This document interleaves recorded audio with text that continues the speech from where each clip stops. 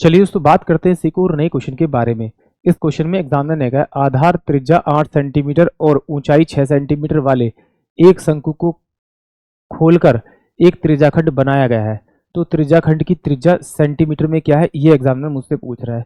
तो सबसे पहली बात तो आपको ये ध्यान रखना है कि अगर त्रिज्याखंड से शंकु बनाया जा रहा है तो जो त्रिज्याखंड की त्रिज्या होगी वही शंकु की क्या होगी, आपकी स्लेंट हाइट होगी। और अगर शंकु की स्लेंट हाइट आपको पता है तो वही क्या होगी, उस त्रिज्याखंड की क्या होगी, आपकी रेडियस होगी। यानी कि जब भी इस तरह का क्वेश्चन आए तो ये 8 का स्क्वायर क्या दे रखा है, इसकी त्रिज्या दे रखा है, यानी कि 64 हो जाएगा।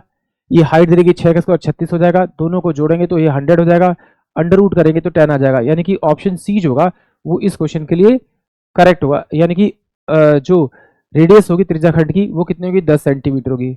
देख लीजिए एक बार, जैसे ये मुझे एक शंकु दे रखा है आपका, ये इसकी हाइट दे रखी है इसने कितनी, आपकी 6 और ये 8 दे रखी है। तो ये जो इसकी स्लेंट हाइट होगी यही क्या होगी, इस त्रिज्याखंड की क्या होगी, आपकी इसकी रेडियस होगी, आपकी सॉरी